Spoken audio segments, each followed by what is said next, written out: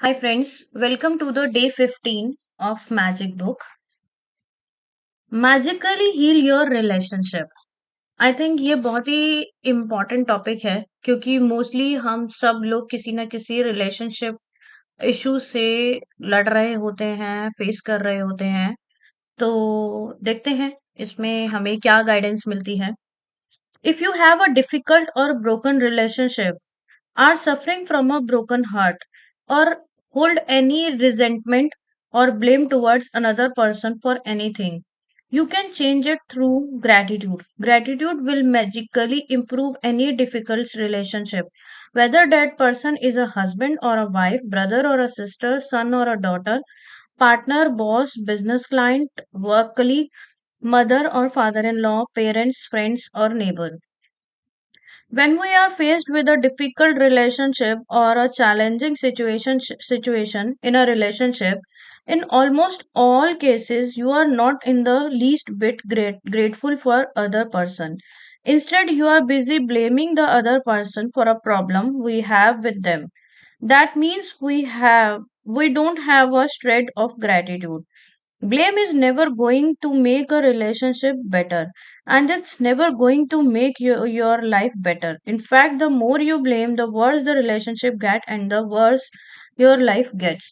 तो इसमें राइटर कह रहे हैं कि जब हम किसी भी रिलेशनशिप में अगर मतलब अपना रिलेशनशिप हम किसी के साथ ठीक करना चाहते हैं, तो सबसे पहले तो हमें उससे कंप्लेंट्स करना बंद करना होगा। आई नो ये बहुत डिफिकल्ट होता है, स्पेशली जब हम किसी टॉक्सिक रिलेशनशिप में होते हैं। तो हमें ऐसा लगता है कि इस सामने वाले बंदे की वजह से हमारी लाइफ खराब हुई है। वो हमारे पेरेंट्स को हम ब्लेम कर सकते हैं, अपने हस्बैंड या वाइफ को कर सकते हैं, अपने ब्रदर सिस्टर, कोई भी हो सकता है वो relation.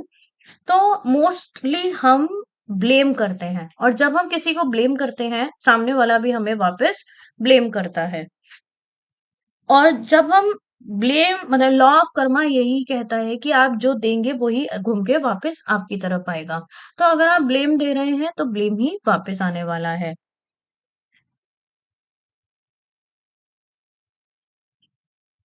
Whether it's a current relationship or a past relationship, if you harbor bad feelings towards another person, practicing gratitude will eliminate those feelings. Why would you want to remove your bad feelings about another person? देखिए, जब हमारा past का अगर relationship कोई खराब होता है, वो टूट गया, टॉक्सिक रिलेशन था, तो वहां पे बहुत मुश्किल हो जाता है उस इंसान को ग्रेटिट्यूड देना, क्योंकि हमें ऐसा लगता है कि इसकी वजह से हमारी लाइफ में हमने इतना सफर किया या ट्रॉमा हमारी लाइफ में आया। तो ये मेरा पर्सनल एक्सपीरियंस भी है कि मैं जब तक ब्लेम कर रही थी, तब तक मैं और ज़्यादा स्टक्ड थी। मेरा सर्वाइकल बढ़ गया था, और मैं ब्लेम, ग्रजेस बहुत ज़्यादा फ़ील करती थी, अपने आप को हेवी फ़ील करती थी। तब तक मैं लाइफ़ में मूव ऑन नहीं कर पा रही थी, ग्रो नहीं हो पा रही थी। तो जैसे ही एक चीज़ मेरे दिमाग में आई, जो मुझे समझ में आई कि जो भी इंसान आपको सबसे ज़्यादा ट्रॉमा दे रहा है या सबसे ज़्यादा टॉक्सिक रिलेशन है आपकी लाइफ़ में, वही इंसान आपकी अवेकनिंग या आपकी ग्रोथ में सबसे बड़ा रोल निभा रहा है। क्योंकि जब मैं आज उस रिलेशन को अगर याद करूँ जो भी मेरे लिए वर्स्ट टाइम रहा, तो वो वर्स्ट टाइम ने ही मेरे अंदर इतनी सारी मतलब ऐसी चीज़ें डाली कि मैं मजबूर हो गई। यूनिवर्स से मैंने क्वेश्चन करना शुरू किया कि व्हाई मी, ये मेरे साथ क्यों हुआ। और व्हाई मी से निकला कि हु एम आई से निकला कि मेरा सोल पर्पस क्या है, मुझे लाइफ में करना क्या है। तो आज मैं उस टॉक्सिक रिलेशन को जितना थैंक यू बोलूं उतना कम है, क्योंकि उसकी वजह से ही मेरी अवेकनिंग हुई, उसकी वजह से ही मैं अपने आप से जुड़ पाई, मैं सेल्फ लव सीख पाई, उसकी वजह से ही मैं आज ये इवन ये बुक भी मेरी लाइफ में उसी टाइम पे आई थी जब मैं बहुत ज़्यादा टॉक्सिक रिलेशन में थी। तो जो लोग आपके साथ अच्छे हैं, उनका ग्रैटिट्यूड तो है ही है, लेकिन जो लोग आपके साथ अच्छे नहीं हैं, उनका ज़्यादा ग्रैटिट्यूड है, क्योंकि वो आपको लेसन दे रहे हैं, वो आपको सेल्फ लव सिखा रहे हैं। तो holding on to anger is like grasping a hot coal with the intent of throwing it at someone else. You are the one who will burn. तो किसी पे ग्रजेस करने का मतलब है कि गरम कोयला आप अपने हाथ में उठा के किसी पे फेंक रहे हैं, तो ऑब्वियसली आपका खुद का हाथ भी जलने वाला है। तो इंस्टेड हमें क्या करना है, bad feelings about another person burns your life, but gratitude will eliminate them. For example, you have an ex partner who is connecting to you through your children, and the relationship isn't good. Look at your children's faces and realize that they won't be alive if it was your ex partner.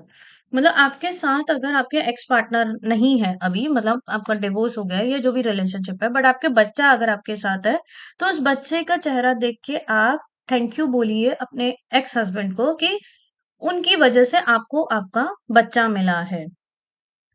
Or if you are suffering from a broken heart or a grief due to relationship having ended, you can use gratitude magic power by transform your pain. Gratitude magically transform emotional pain into healing and happiness faster than anything else. And the story of my parent is the perfect example for that. इसमें writer अपने parents की एक story share करते हैं जो मैं आपसे अभी शेयर करती हूँ। My mother and father fail in love with each other virtually at first sight. From the moment they met, they were truly grateful to each other, and they had the most beautiful marriage I have ever seen. When my father died, my mother understandably suffered from enormous grief. After months of suffering, she began to use gratitude magical power, and despite her immense grief and pain, she looked for things to be grateful for. She began with the past, and she recalled all the wonderful times of happiness she have received through the decades with my father. तो इसमें वो husband wife मतलब वो अपने father और mother के बारे में बात कर रहे हैं कि उन लोगों ने बहुत अच्छा रिलेशन, बहुत अच्छी मैरिड लाइफ जी, लेकिन जब उसके फादर की डेथ हुई, उसके बाद उसकी मदर जो है वो काफ़ी पेन में और दुःख में चली गई। तो उन्होंने क्या किया, उस पेन से निकलने के लिए अब उनके फादर मतलब हस्बैंड के साथ जो भी इतने सालों में उन्होंने अच्छा टाइम स्पेंड किया था, उस अच्छे टाइम को उन्होंने याद किया और उससे जो मेमोरीज़ उनके साथ थी, वो हैप्पी मेमोरीज़ उन्होंने अपने माइंड में वापस से सोचना स्टार्ट किया। और उन सब चीज़ों के लिए उन्होंने थैंक यू बोला। In her life become rich with happiness again. उन्होंने अपनी लाइफ में जो भी अच्छे पल को जिया, उन सबको ग्रैटिट्यूड ग्रैटिट्यूड देते देते वो अब उस ग्रीफ से बाहर आ गई। For today's magical practice you are going to look for the hot coal that is burning your life and literally turns it into gold through gratitude. Choose one difficult problematic or broken relationship that you want to improve. It doesn't matter whether the person is currently in your life or it is past relationship and the person is no longer in your life. Sit down and make a written list of 10 things you are grateful for about the person you have chosen. Think that through the history of a relationship, the list आप जिसके साथ भी अपना relationship ठीक करना चाहते हैं या आपको लगता है कि मेरा इस पर्सन के साथ अच्छा रिलेशनशिप नहीं है, तो आज आपको क्या करना है, उस पर्सन का नाम लिखना है और उससे रिलेटेड जो भी 10 ग्रैटिट्यूड 10 अच्छी चीजें आपके दिमाग में आती हैं, वो लिखना है। Think back through the history of a relationship and list the great things person. कभी-कभी क्या होता है कि कोई रिलेशनशिप शुरू-शुरू में तो बहुत अच्छा रहता है और धीरे-धीरे वो फेड अप मतलब बुरा होने लगता है, टॉक्सिक होने लगता है। तो अभी आप बैठ के सिर्फ वो अच्छे मोमेंट्स को लिखिए उनके साथ। ऐसा कभी नहीं होता किसी के भी साथ रिलेशन कि कुछ अच्छा वक़्त आया ही नहीं, कभी कुछ अच्छी मेमोरी हुई ही नहीं। तो जो भी अच्छी मेमोरी हो, वो बात अलग है कि हो सकता है कि अच्छी मेमोरी कम हो, ज़्यादा मेमोरीज़ ने ज़्यादा इम्पैक्ट आपके ऊपर छोड़ा हो। तो मेमोरीज़ हम अच्छी मेमोरी भूल जाते हैं, लेकिन बुरा हमें ज़्यादा याद रहता है। तो आज हमें उन बातों को याद करना है, जो उनके साथ हमारा अच्छा टाइम हमने स्पेंड किया, चाहे वो थोड़ा-थोड़ा मोमेंट ही था। The easiest ways to do this is the think back to the way things were before the relationship. जब हमारा रिलेशनशिप खराब हुआ या एंड हुआ, उससे पहले कोई भी अच्छा मोमेंट आप उसको याद कीजिए। There is a gold in every relationship, even the difficult ones. And to bring riches to all your relationship in your life, you have to find the gold. As you dig and discover a nugget of gold, write it down. Address the person by name. अब आपको करना क्या है कि आप ये समझिए कि आपने जो उस रिलेशनशिप में अच्छा मोमेंट स्पेंड किया है, वो आपके लिए एक गोल्ड है, और आप खोद रहे हैं, गड्ढा खोद रहे हैं, उसमें से वो गोल्ड को निकाल रहे हैं, और जितना ज्यादा आप उनके लिए अच्छा सोचते जाएंगे, वो गोल्ड और ज्यादा आप बाहर निकालते जा रहे हैं। If you are using gratitude's magical power to improve a current relationship, you will see the relationship begin to change miraculously before your eyes. It only takes one person to magically change a relationship through the gratitude. But it is the person who use gratitude who receive the benefits in their whole life. तो अब आपको करना क्या है?